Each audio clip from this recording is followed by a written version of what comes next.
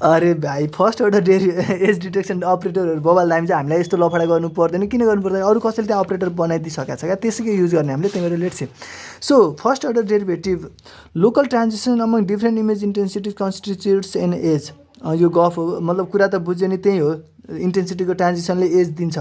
The objective is to measure intensity gradient. अब त्यो कतिको चेन्ज भएको छ त इन्टेन्सिटी ग्रेडियन्ट चाहिँ मेजर गर्ने चाहिँ हाम्रो टार्गेट हो। फर्स्ट अर्डर एज डिटेक्सनको टार्गेट त्यो। Edge detectors can be viewed as gradient calculators. त्यही भएर हामीले एज डिटेक्टरलाई ग्रेडियन्ट क्यालकुलेटरको फर्ममा पनि हेर्न सकिन्छ। किन ग्रेडियन्ट उसो भन्दा त्यहाँ चेन्ज भएको छ नि त, हो त्यो कसरी चेन्ज भएको छ भनेर ग्रेडियन्ट क्यालकुलेट गऱ्यो भने पनि एज डिटेक्ट हुन मिल्छ। त्यही त्यो आधारमा हामीले गर्न सक्यौँ। हामीले यो हेरिसकेका थियौँ, म्याग्निट्युड यसरी हुन्छ पनि हेऱ्यौँ हामीले, अल्फा एङ्गल यसरी निस्किन्छ पनि हेऱ्यौँ। अब हामीले कुरा बुझौँ कि डिस्क्रिट हाम्रो लागि चाहिँ इमेज प्रोसेसिङको लागि चाहिँ युज गर्नको लागि del F by del X कसरी निकाल्ने त भन्ने कुरा हेरौँ, ठिक छ। यसको लागि ब्याकवर्ड डिफ्रेन्स भनेको यदि हामीसँग यसरी छ भने F X minus F X minus del X by del X भयो। हाम्रो भ्यालु त के हुन्छ त फरवर्ड डिफ्रेन्स प्लस एक्सबाट यतातिर आएको भन्नु हो। सेन्ट्रल डिफ्रेन्स भनेको दुईवटा बिचमा एक्स छ भने। अब this difference can be obtain by applying following mass assuming del X equals to 1। Backward difference भनेको यस्तो हुन्छ। अब यो चाहिँ कस्तो हुनुहुन्छ भन्दा यो कन्टिन्युसतिर कुराको लागि डेल एक्सको के भ्यालु हुन्थ्यो होला, तर हामीसँग त डिस्क्रिट भ्यालु मात्र हुन्छ नि त। त्यही भएर हामीले डेल एक्सलाई 1 राख्न मिल्यो। तर एफएक्स माइनस एफएक्स माइनस 1 भने पनि ठिक छ, ब्याकवर्ड डिफ्रेन्सको कुरा भयो। एफएक्स प्लस 1 माइनस एफएक्स भनेको पनि के हो त फरवर्ड डिफ्रेन्सको कुरा भयो। यसलाई हामीले उसमा निकाल्यो भने 1 माइनस 1 माइनस 1 प्लस 1 जसरी यसरी लेख्न मिल्यो, ठिक छ। मतलब एफएक्सको साइन चाहिँ माइनस 1 छ अनि एफएक्स प्लस 1 को साइन चाहिँ अहिले प्लस 1 छ, यसरी उस गराएँ। यो बेसिक कुरा हो, यो अहिले त्यस्तो बुझिन भने रातिनु पर्दैन, ठिक छ। अब हेरौँ हामीसँग के छ त फर्स्ट अर्डर अपरेटरहरू, यो कुरा चाहिँ इम्पोर्टेन्ट हो, ठिक छ। अहिलेको कुरा भने यिनीहरूले काम त्यसरी गर्छन् भन्ने कुरा चाहिँ हो। सो रोबोट अपरेटर्स हामीसँग robot kernels are derivatives with respect to diagonal elements. के अरे यिनीहरू चाहिँ डायगोनल एलिमेन्ट्ससँग रेस्पेक्टमा छन्। They are known as cross gradient operator पनि भनिन्छ। त्यही भएर they are based on cross diagonal differences. डायगोनलको डिफ्रेन्सको आधारमा यिनीहरू बेस्ड छन्। रोबोट अपरेटरको मास के हुन्छ भन्दा X derivative partial derivative with respect to याक्सको लागि यो मास युज हुन्छ अनि वाईको लागि यो मास युज हुन्छ, ठिक छ।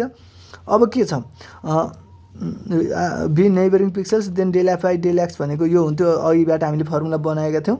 एक्स कमा वाई र एक्स प्लस 1 कमा वाईको लागि डेरिभेटिभ फर्मुला भने के हुन्थ्यो त X plus 1 comma Y minus F X Y. यो भनेको एक्सको रेस्पेक्टमा हुन्थ्यो। यस्तै वाईको रेस्पेक्टमा भने के हुन्थ्यो त F X comma Y plus 1 minus F X comma Y हुन्थ्यो। त्यो आपत्तिको कुरो भएन। जनरली ग्रेडियन्ट बेस्ड अल्गोरिदमहरूको लागि अल्गोरिदम के हुन्छ, काम कसरी हुन्छ भन्ने कुरा।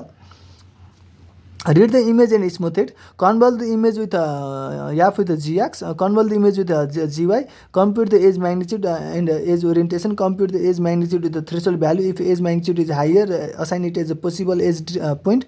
भनेर भनेछ। यसको लागि कुरा बुझाउँछु म। पहिला कुरा के हो त गर्ने के हो भन्दा हामीसँग एउटा इमेज हुन्छ अभियसली हो, जसलाई मैले याप भने हो। अब यसमा हामीले जीएक्स अप्लाई गर्दाखेरि हामीले एउटा इमेज पाउँछौँ, इमेजै पाउँछौँ हो, जसलाई मैले यसलाई लेट्स से जीएक्स भने। यसरी मैले यसमा अब जीवाई अप्लाई गर्दाखेरि कसमा यही इमेजमा गर्दाखेरि कन्भल्भ गराउने भने त त्यही यसमा डुलाउने हो।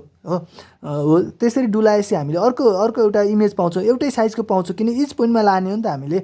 यसरी पायौँ, यसलाई मैले जीवाई भने अब मैले ग्रेडियन्ट इमेज भनौँ जसलाई जो चाहिँ ग्रेडियन्ट इमेज हो, जुन चाहिँ पाउँछु कसरी भन्दा यिनीहरूको यो म्याग्निट्युडलाई जसरी यसरी सम गरेर यसरी मैले अब ग्रेडियन्ट इमेज पाएँ हो। ग्रेडियन्ट इमेज पाएँ। यस्तै गरी मसँग के पनि छ त ग्रेडियन्ट इमेज आइसकेपछि अब हामीसँग अल्फा एक्स कमा वाई भन्ने हामीले अल्फा इमेज पनि निकाल्न सक्छौँ। यसलाई मैले के भन्छु ग्रेडियन्ट इमेज भन्छु हो। यी कुराहरू चाहिँ बुझ्नु पर्यो। ग्रेडियन्ट इमेज हो यसरी ग्रेडियन्ट इमेज पनि पत्ता लगायौँ अनि हामीले अल्फा एक्स कमा वाई पनि पत्ता लगाउन सक्छौँ। किन यो दुईवटा थाहा भइसकेपछि त आउँछ नि त। यो दुईवटा थाहा भएपछि म्याग्निट्युडवाला पनि आयो, यो दुईवटा थाहा भएपछि अल्फा एक्स वाई पनि कसरी आयो, यसरी आयो। Tan inverse G Y by G X गरेर आयो भने त मतलब इच पर्टिकुलर पोइन्टको लागि यसरी गरेर यो पोइन्टको लागि यो फर्मुलाबाट आयो नि भाइ, यसरी आयो, ठिक छ। अब यो दुईवटा म्याट्रिक्स हो। ग्रेडियन्ट इमेज भयो, यसलाई हामी के भनौँ एङ्गल इमेज भनौँ होइन। यो चाहिँ म्याग्निट्युड इमेज हो भने यो चाहिँ अब एङ्गल इमेज भयो, यो इमेजको पर्टिकुलर। अब हामीसँग तीनवटा भयो, तीनवटा म्याट्रिक्स छ। कुरा गाह्रो छैन, सिम्पल छ है, त्यही पनि कुरा बुझे हुन्छ। हामीसँग याफ छ अनि गएर लेट सपोज जी छ र अल्फा छ। यो भनेको ओरिजिनल इमेज, यो भनेको ग्रेडियन्ट इमेज, यो भनेको एङ्गल इमेज। अब गर्ने के हो त भन्दाखेरि अभियसली के भन्छ त यति भइसकेपछि अब यो magnitude is higher assign it is okay. अब के भन्छ अहिले यो जुन यो पोइन्ट, अब यो पोइन्टलाई हामीले एज मान्ने कि नमान्ने भन्ने कुरा चाहिँ यो सरी यहाँ भनौँ अहिले, ठिक छ।